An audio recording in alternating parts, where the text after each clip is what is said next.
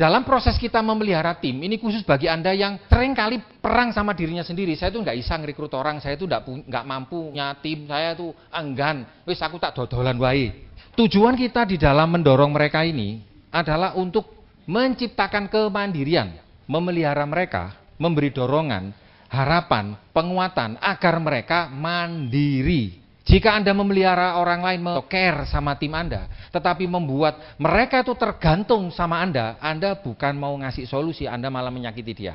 Semua dikerjakan oleh apply-nya. Ada yang seperti itu, bikin SPAJ apply-nya, semuanya apply-nya, ngundang no apply-nya. Ya opera. Sing presentasi apply-nya. Tuh kon, mencelek mana? Sing koseng apply-nya. Cuma situ sing nggak dilakukan apply-nya, nompo bonus, dia yang nompo. Narik daplek kan ini. Kan aku mulai narik tangan mundek itu apa kan ini? Saya punya tim seperti itu. Saking sayangnya sama timnya, maka dia tanpa sadar menyakiti timnya sendiri. Tapi saya juga punya tim yang care sama timnya itu belas gadas ora ono itu. Bagaimana kita itu bisa menjadi orang yang berpengaruh, yang bisa memelihara tim kita ini? Fokus kita adalah dengan memberi bukan menerima. Ya, enak nggak kalau apply-nya itu fokusnya memberi? Enak ya? Apa yang diberi? Satu, kasih ya. Sebelum Anda melakukan segala sesuatunya, perlihatkan kasih sayang kepada setiap orang. Bentuk kasih setiap orang berbeda-beda ya. Tapi motif dari dalam itu semua relasi hubungan apapun tidak akan pernah terjadi kalau tidak ada kasih. Tanpa adanya kasih tidak mungkin akan tercipta sebuah hubungan masa depan dan sukses bersama. Apa musuhnya kasih? Lawan katanya kasih, Anda yang masih nyimpen rasa itu, kalau tidak bisa dilepaskan, akan sulit Anda memimpin orang. Gampang pendendam itu loh. Gampang tersulut itu loh. Tersinggungan itu loh. Baperan itu loh. Istilah sekarang, sulit Anda memimpin orang. Ya. Sekarang teman-teman pikirkan orang-orang penting dalam hidup Anda yang punya dampak besar pada diri Anda. Apa? Hadirkan orangnya. Orang penting. Satu aja ya. Bisa membayangkan? Hadirkan orangnya. Bisa Anda rasakan nggak apa yang dia lakukan dia terhadap Anda? Seperti itulah yang ingin kita ciptakan di dalam tim kita. Mereka itu melihat Anda seperti Anda melihat orang yang Anda sayangi tadi. Luar biasa ya kalau bisa gitu ya. Dia akan mencintai Anda seumur hidup. Mencintai dalam tanda kutip yang positif ya. Anda tidak akan pernah khawatir ketika ada badai datang ditawari apapun dia akan tetap bersama. Militansi yang bagus. Sebuah hubungan bisnis yang sampai sekarang bertahan. Luar biasa loh teman-teman. Enak nggak sih punya kayak gitu? Gimana rasanya hari ini join besok amblas? Kalau Anda punya istri atau punya suami, hari ini join besok amblas, Anda pede nggak untuk menjalani hidup? Gimana caranya kita ini punya kualitas, tim kita itu bisa lengket terus gitu loh, kayak perangko itu. Siapa di sini yang bergabung lebih dari 5 tahun di bisnis ini? Saya mewakili mentor Anda, saya ucapkan terima kasih. Thank you. Karena Anda bersedia bersama kami. Segala kelebihan dan kekurangan Anda bersedia mau menerima. Mudah-mudahan dengan kerelaan Anda untuk menerima kekurangan dan keterbatasan yang kami miliki, Anda akan dianugerahi sebuah tim yang jauh lebih handal daripada diri Anda masing-masing. Itu kualitas loh teman-teman. Benar ya? Iya. Itu karena kasih yang dipancarkan sama apply-nya. 2, respect. Oke, sebelum saya masuk respect, Anda kan bawa kertas tuh, ya. Silakan ditulis, tuliskan hal baik apa yang Anda kenali dari orang di samping Anda, tulis. Tapi kalau belum kenal nggak usah ya, yang kenal aja. Silakan ditulis. Boleh kiri, boleh kanan, depan, belakang, pokoknya bukan bawah ya. Ayo tulis. Hal hebat, hal baik yang Anda hargai dari orang di samping Anda. Kasih kata yang Anda senang kalau itu dia mendengarnya. Ojo api atau oh ye, jangan gitu ya. Ya, yang spesifik. Kalau dia bagus, bagusnya itu apa? Nek DE luar biasa, luar biasanya itu apa? Spesifik, enggak usah panjang-panjang ya, apa? Sudah ya? Oke, siapa yang sudah? Oke, mari kita dengarkan satu-satu ya. Leader itu seringkali ujiannya pelit muji orang, betul ya? Didikan keliru itu teman-teman. Kalau Anda adalah orang yang pelit memuji orang, Anda akan punya anak yang suka bangkang. Siapa yang mau punya anak bangkang? Enggak ya, jangan ya. Kenapa Anda punya anak yang pinter, cerdas, luar biasa, tapi bangkang sama orang tuanya? Karena bapaknya pelit memuji. Ya, oke? Saya nggak pingin Anda punya anak yang pinter-pinter, tapi bangkang kabeh, gak enak loh teman-teman. Oke. Boleh Pak Ahmad, ayo. Sebelah kiri saya Pak Jenik. Jadi saya harus memuji Pak Jenik. Sebetulnya kalau tak tulis ini satu halaman enggak cukup Pak. Cuma bagi saya Pak Jenik memiliki leadership yang hebat. Pandai ngomong, humble dan jenius. Oke, terima kasih. Tepuk tangan. Ya Pak, terima kasih. Samping saya ini ada Bung Andika ya. Saya kenal beliau ini pertama ramah gitu Pak. Terus loyal juga, loyal, dan yang ketiga punya integritas, tidak mau digoyang kiri atau kanan gitu. Yo, Mbak Nana. Samping saya ada dua, ada C. Serly sama Pak Budi. Kalau C. Serly itu cantik, mandiri, pandai, teachable, koleris sempurna. Tepuk tangan untuk C. Serly. Kalau Pak Budi saya kenal beliau baik, humble, bijak, teachable juga, dan melankolis. Kelihatannya begitu. Terima kasih Pak. Di samping saya ada Pak Aziz. Saya tuh respect karena Pak Aziz itu paling rajin datang pertemuan ya tanpa dikongkon. Terus sama kalau bantu teman atau timnya itu tanpa pamrih gitu. Terus kalau Mas Ananta itu sabar ketika membantu nasabah dalam mengurus klaim. Sebelah saya adalah mentor saya, Bu Silvi, tolong berdiri dong Bu. Sudahlah Bu, ayolah Bu. Saya sangat respect sekali sama Bu Silvi karena beliau adalah orangnya itu perhatian. Orangnya paling mendukung saya, orang yang paling mengerti sama downline-nya, gak pernah marah juga, dan yang terpenting itu hatinya tuh loh selalu terbuka buat saya. Gimana teman-teman? Asik ya. Anda perlu paham ya perbedaan antara kasih sama respect ya. Kalau kasih itu fokusnya adalah sikap memberi buat orang lain, respect menunjukkan kesediaan untuk menerima dari mereka. Ya diterima. Kalau orang lain menilai Anda adalah orang yang supel, baik, terbuka, hal positif lain, diterima. Masih banyak orang-orang di luaran sana ya, yang dia kalau dikasih kertas suruh bikin list kelebihan dan kekuranganmu, dia itu bisa nulis kelebihannya itu lebih sedikit daripada kelebihan orang lain. Benar nggak? Kalau Anda tak kasih kertas, tulis kelebihan Anda, kelebihan orang lain sama kekurangan Anda, atau kelebihan Anda dan kekurangan Anda. Biasanya kelemahannya itu yang banyak, bener ya? Kurang wake, kelebihannya raono malan. Tapi kalau ke orang lain, dia bisa kasih banyak, tapi ada juga orang yang kebalik ya. Cerita keelekan wong liya koyo entek ngamek kurang golek entek, wireng-reng gitu ya. Nah, teman-teman, Anda hari ini sudah berpraktek menjadi salah satu leader yang memang bisa mendapatkan respect dari orang lain. Ya. Itu perlu Anda sampaikan kepada orang yang Anda bimbing. Dan Anda orang tahu loh ya, yang Anda tulis itu benar-benar ataukah tidak mereka tahu ya. Oke. Respect itu juga berarti Anda bersedia mendengarkan orang lain, mendahulukan agenda mereka daripada agenda Anda sendiri. Itu adalah respect. Pernah nggak Anda ngomong sama upline Anda Pak Jenik, ya, Anda ngomong belum selesai dipotong. Pengalaman saya bersama Pak Jenik itu di Allian ini mulai tahun 2013 ya. Nggak pernah itu saya kalau ngomong dipotong sama Pak Jenik, nggak pernah itu. Nek guyonan cewek-cewek sering, jadi royokan guyonan cerita lucu-lucu ya itu biasa itu. Tapi dalam konteks kita mau ngomong itu didengarkan. Itu ternyata akan bisa sesederhana itu membuat mereka itu mau memberikan hatinya untuk Anda. Survei dari Teleometrik Internasional yang dilaporkan oleh Wall Street Journal dari 16.000 eksekutif yang disuruh mencari siapa dari 16 eksekutif itu orang-orang yang berprestasi paling tinggi itu dicari. Ternyata mereka adalah orang-orang yang memiliki sikap positif terhadap bawahannya, bahkan mereka bersedia minta nasihat dan mendengarkan kekhawatiran mereka dan memperlakukan mereka dengan respek. Ya, dan saya percaya teman-teman Univision itu akan berbeda dengan komunitas yang lain. Yang keempat, yang ketiga, rasa aman. Ya, jadi apa yang kita berikan kepada mereka, rasa aman. Orang akan enggan mempercayai Anda,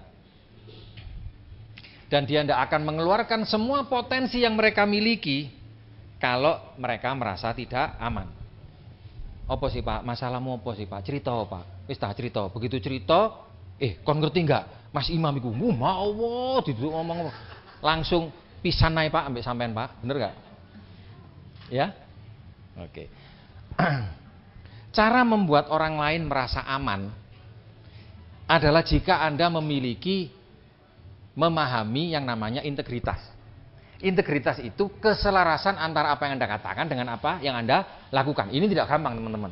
Itulah sebabnya mengapa saya kalau sama upline itu kok merasa nyaman ya. Itu sulit diterangkan. Tetapi makna dibaliknya karena masalah integriti. Ada orang itu enggak, aku mau ambek wong iki wis, gak wis, ambek iku wae wis.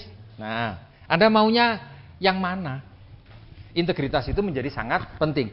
Belajar integritas di mana? Di sini. Ya, di sini belajar integritas. Di sini itu maksudnya bukan di kopi saya. Di bisnis ini bersama kita Anda akan belajar kalimat-kalimat itu. Ada mantan pelatih sepak bola dari Notre Dame, dia mengatakan gini, kalimat yang terkenal itu. Kerjakan yang benar, kerjakan sebaik mungkin yang bisa Anda lakukan, perlakukan orang lain sebagaimana orang lain ingin diperlakukan karena mereka akan mengajukan 3 pertanyaan. Anda yang kepingin punya tim handal dan Anda sudah meminta mereka untuk melakukan yang terbaik dari mereka, dia akan ada 3 pertanyaan dalam hatinya. 1. Dapatkah saya mempercayai Anda? 2. Apakah Anda memiliki komitmen terhadap saya? 3. Apakah Anda peduli dengan saya secara pribadi? Kalau itu tidak bisa Anda jawab, maka dia tidak akan awet bersama kita. Dia nggak merasa aman. Yang berikutnya yang pengakuan. Kesalahan para pemimpin adalah gagal dalam memberikan pengakuan dan gagal memperlihatkan penghargaan kepada timnya. Itulah sebabnya Univision mengemas satu pola dukungan dan penghargaan bagi semua orang yang berprestasi tanpa melihat latar belakangnya. Di mana tempat penghargaan di Univision? Live Today. Otak itu seperti hati. Otak itu seperti hati, dia akan pergi ke tempat di mana mereka dihargai. Hati Anda itu akan nempel sama siapa kalau dia tempat di situ dia dihargai. Karena itulah mari kita menjaga jangan sampai kita mencederai harga diri dari tim kita ini. Beri pengakuan kepada setiap orang di setiap kesempatan, itu akan bisa membangun motivasi. Kalau Anda menjadi seorang good finder, selalu mencari hal baik dari setiap orang dan itu Anda sampaikan secara lesan, Anda akan mudah bekerja sama, membuat Anda mudah bekerja sama dengan orang itu. Siapa di sini yang ngalami ya, kerja sama timnya itu agak sulit gitu ya? Mungkin itu yang harus kita perbaiki. Kok angel gitu loh, Pak? Oke, yang terakhir adalah dorongan. Ada sebuah riset untuk mengukur kemampuan seseorang untuk menanggung rasa nyeri. Orang itu dengan kaki telanjang, dia masuk ke dalam ember yang berisi air dingin. Dilakukan riset, dicek siapa yang paling lama. Menurut Anda, orang yang seperti apa yang dia bisa tahan paling lama kakinya dimasukkan ke dalam air es? Oke, yang kakinya bermasalah, apalagi kakinya mati rasa, apalagi orangnya sabar. Oke, sabar gitu ya. Mohon bersabar, ini ujian. Mohon bersabar, ini ujian dari Allah. Dia itu bisa tahan lebih lama. Kakak kapalen, apalagi orang yang sudah terbiasa. Ternyata teman-teman, hasil risetnya itu luar biasa. Di luar dugaan. Ternyata adalah orang yang karena dorongan. Karena dorongan membuat dia lebih lama daripada yang lain.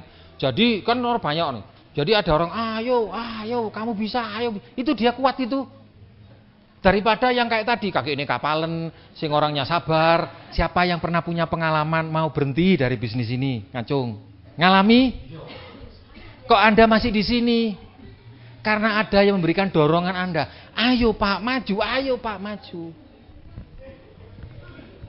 Masih ingat beberapa bulan yang lampau, bisnis stok masih di Grand. Sepi gitu ya. Sepi, sunyi sendiri. Terus ke. Cocokno karepmu. Cek lega to mentokmu iku. Katanya Johann Wolfgang van Goethe, koreksi kepada orang dapat membuat orang mengerjakan banyak hal. Tetapi dorongan sesudah orang itu dicela adalah adanya matahari setelah datangnya hujan. Apa bentuk dorongan? Pujilah saya maka saya akan mempercayai. Kritiklah saya maka saya akan mungkin tidak suka dengan Anda. Abaikan saya maka saya tidak akan memaafkan Anda. Beri saya dorongan maka saya tidak akan melupakan Anda. Mau nggak Anda jadi leader yang nggak pernah bisa dilupakan? Dengan cara memberi dorongan.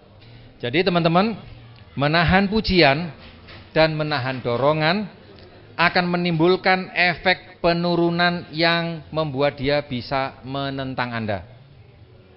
Terutama bagi orang-orang yang keras wataknya. Ya, orang yang keras wataknya itu dilahirkan dari orang tua yang keras. Orang tua yang keras melahirkan anak-anak yang membangkang. Anda pernah membaca bukunya Maxwell Maltz, Psycho-Cybernetic, buku bagus itu. Ya, buku yang ditulis tahun 50. Ada seorang anak diwawancari oleh Maxwell Maltz itu. Anak ini menceritakan dia orang yang sukses, ya, tapi dia masuk di dalam terapi kejiwaan. Dia cerita pengalamannya, saya dulu sejak kecil, ayah saya ingin saya berprestasi. Orang tuanya punya bisnis dan anak ini tidak pernah mau meneruskan bisnis ayahnya. Sampai ibunya itu stres. Anda bisa bayangin kalau Anda punya bisnis besar, anaknya tidak mau meneruskan, orang tuanya stres nggak? Akhirnya dia konsultasi. Dia konsultasi, anaknya yang dipanggil sama Maxwell Maltz ditanyai, kenapa kamu nggak mau meneruskan bisnis papamu? Dia cerita, alasannya dulu waktu kecil saya itu selalu diminta papa itu ranking terus. Dia tidak pernah muji saya. Yang kedua, papanya itu punya permainan, dikasih namanya bola nomor 1 sampai bola nomor 10. Nilai 1 sampai nilai 10. Dilempar bolanya, kayak anjing itu loh, dilempar, terus dia bisa tangkap. Yang kedua, dilempar dia bisa tangkap. Setiap mencapai nomor 10, papanya melempar bola di tempat yang nggak mungkin dia bisa capai.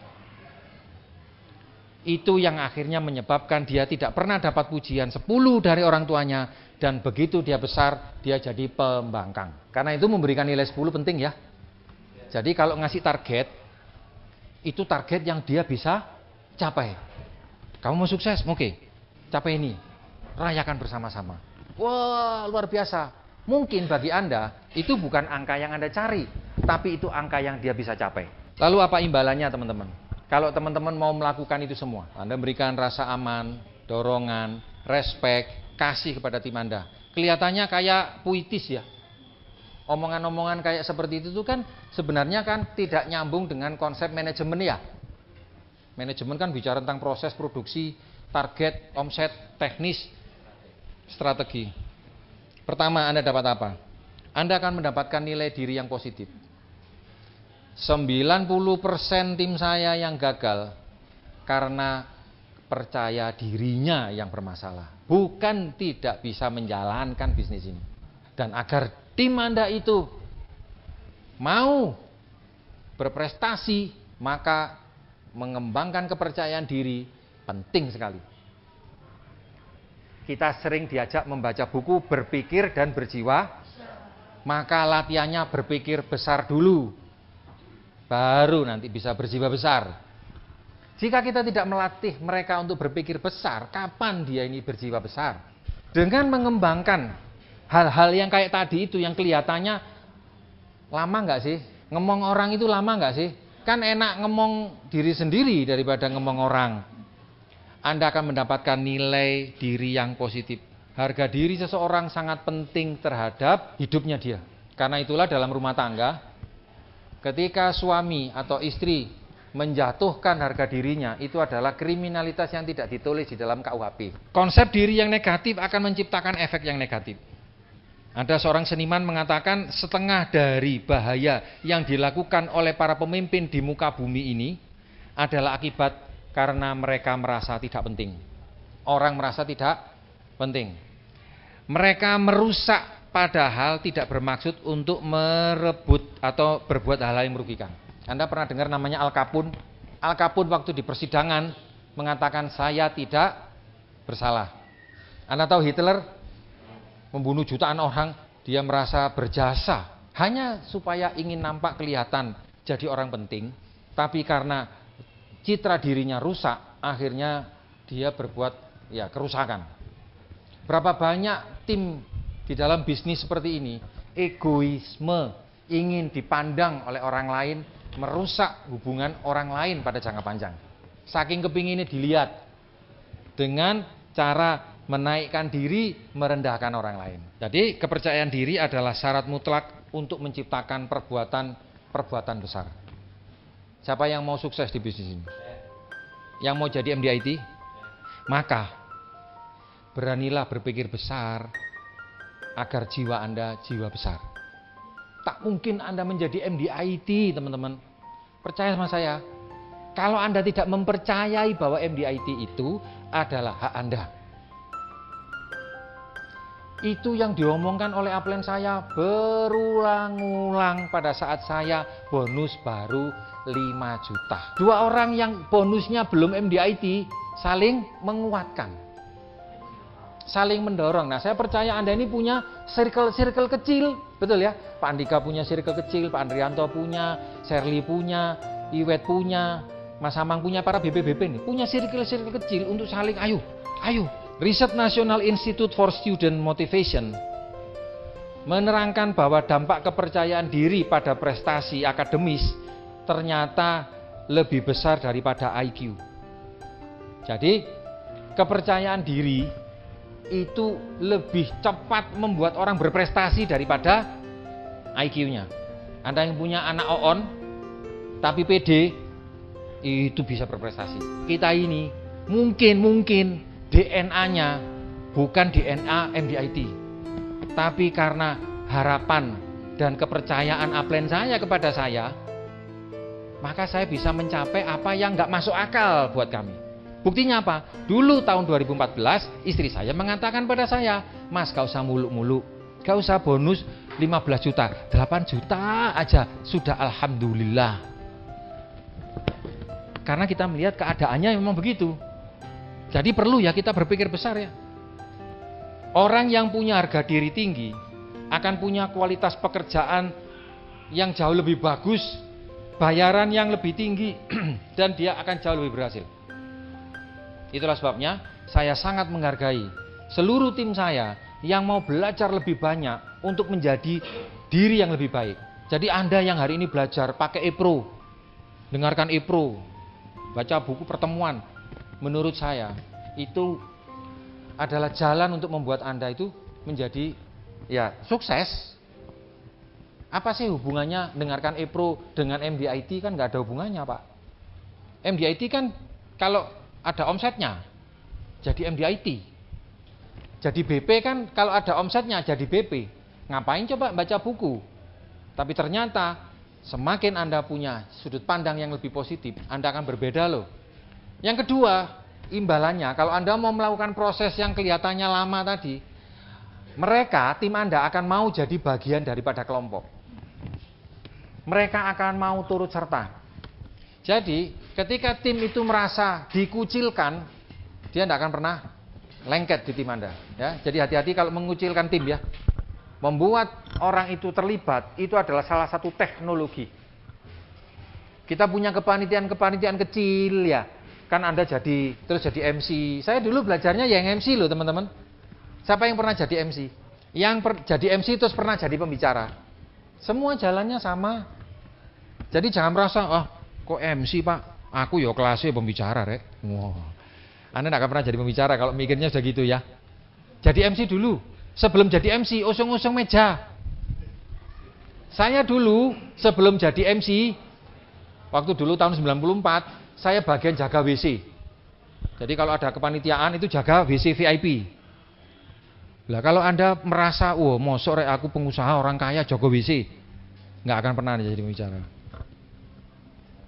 Sehingga karena kita belajarnya seperti itu, saat kita melihat ada orang yang jadi panitia, perlakuan kita luar biasa.